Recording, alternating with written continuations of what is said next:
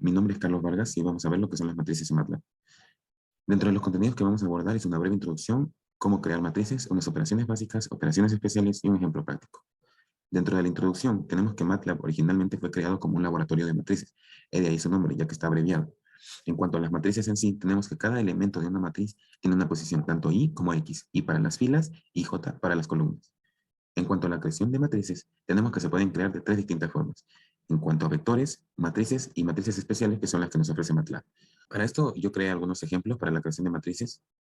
Por ejemplo, aquí estoy creando un vector de 4x1, es decir, 4 columnas y una fila, y en este estoy creando varias filas.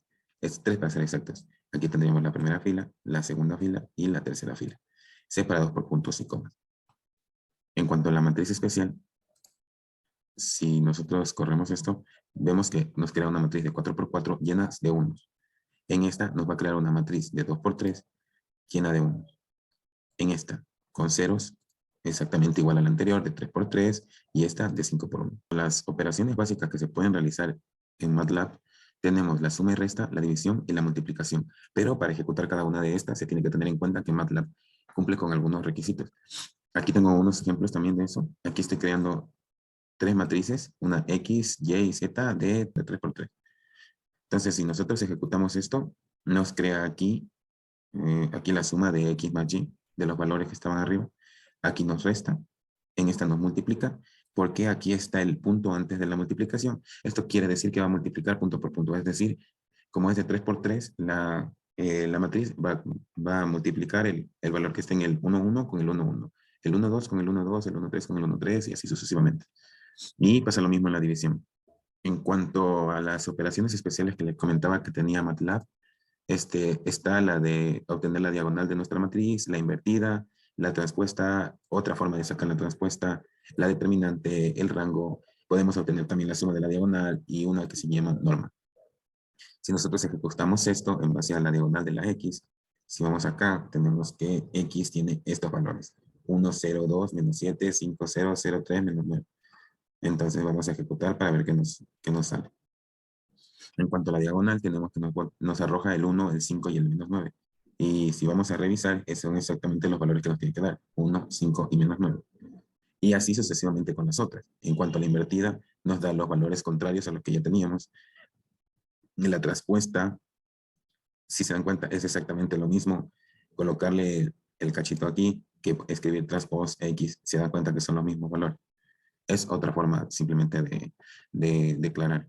Aquí obtenemos la determinante, el rango, la suma de la diagonal, menos 3, y la norma.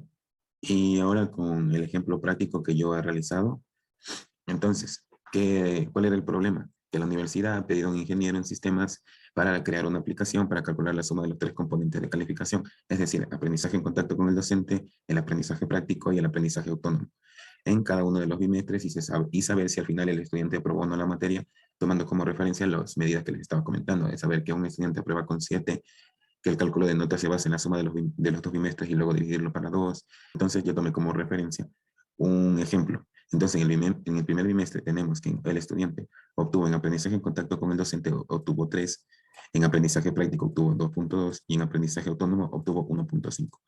En el segundo bimestre obtuvo en aprendizaje en contacto con el docente 3.5, es decir, que obtuvo toda la nota. En el aprendizaje práctico obtuvo 2.8 y en el aprendizaje autónomo 2.6 sobre 3. Entonces, ¿qué es lo que tendremos que hacer aquí? Sumar todas las cantidades que nos da el primer bimestre y luego sumar las cantidades que nos da el segundo bimestre. Entonces, vamos a ver. Aquí tenemos que el primer bimestre él tuvo 6.7. Aquí lo podemos observar. Y en el segundo bimestre obtuvo 8.9. Quiere decir que subió su calificación en el segundo bimestre. Entonces, ¿qué nos tocaría ahora? Simplemente sumar los dos bimestres. La calificación de los dos bimestres. Esto nos da un 15.6, pero como sabemos que la universidad se basa en notas de 10, lo dividimos para 2. Y nos da un 7.8. Es decir, que aquí el estudiante aprobó, para quedarnos más claros. Pero, por ejemplo, si yo le cambiara la nota del segundo bimestre y le pusiera que en el aprendizaje autónomo, en el segundo bimestre, él obtuvo 0.6, y yo ejecuto esto y ejecuto todo, vamos a ver que el estudiante obtiene de nota final 6.8. Eso quiere decir que reprobó. Eso sería todo de mi parte. Muchísimas gracias por observar el video y que tenga buena tarde.